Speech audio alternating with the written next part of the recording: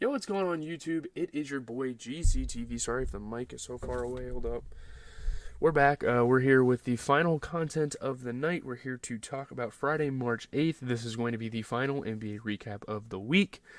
And what a way to end it off. This was a great night for basketball. The last two nights, honestly, the NBA has been going crazy. I mean, you can't really say this is as scripted as the NFL. The NFL, it's way more clear that it's scripted. But with this, I don't know.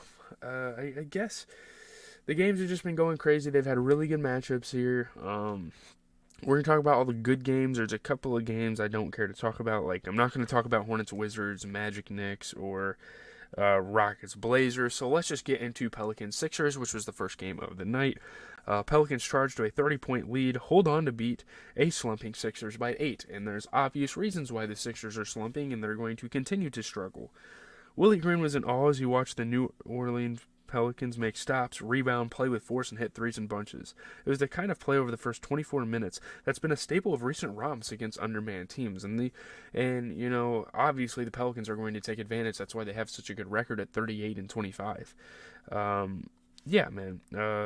Obviously Zion Williamson played really well on both sides of the ball, especially defensively. Obviously Brandon Ingram brought the offense.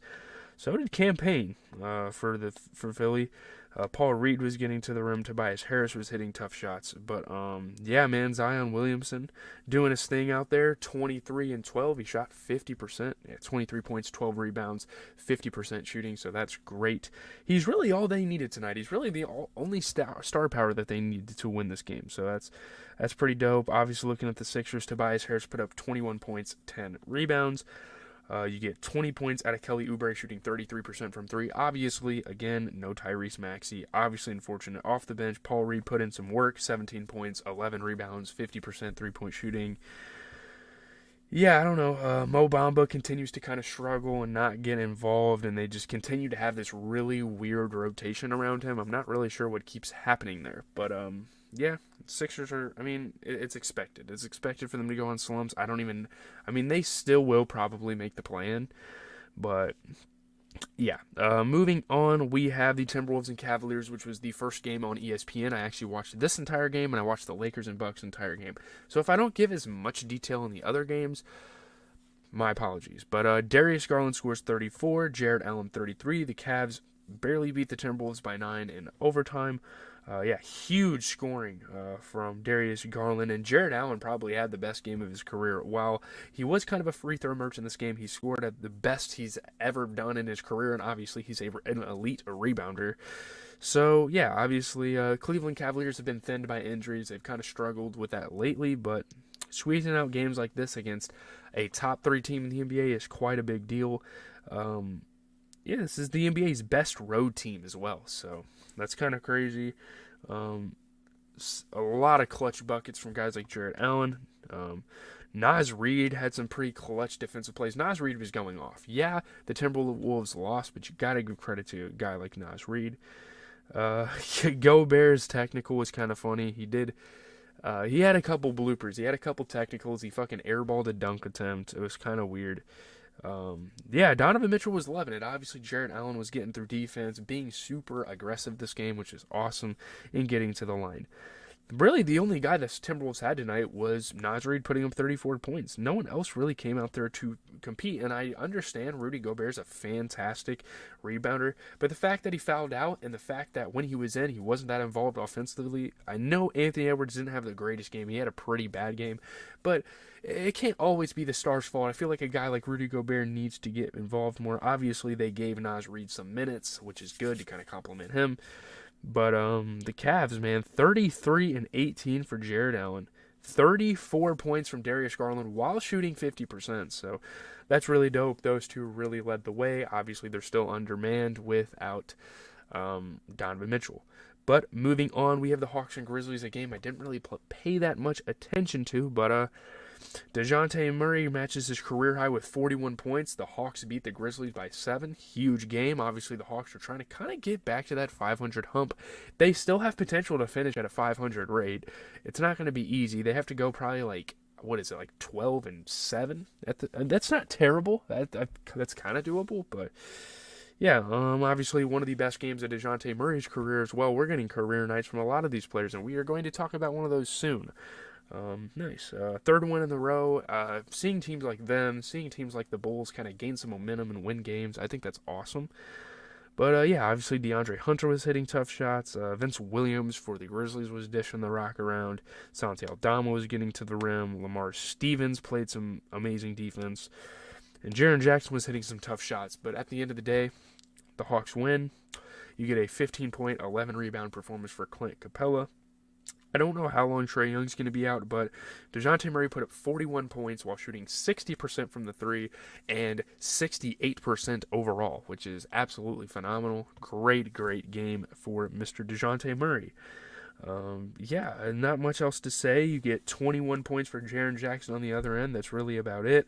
You know, they're really struggling with their guard play, obviously, without the likes of Desmond Bane and without John Morant. They have guys like Konkar and Goodwin starting. It's obviously not the greatest, and they don't really have that many guards besides who they're starting. They run a really weird lineup because of all of these injuries, but yeah, it is what it is, and I don't know if Chippy's watching this, but I know he's going to be a little upset when we talk about the Heat and the Thunder game. Another tough loss for the Heat. They've had a bad break over the last couple of games.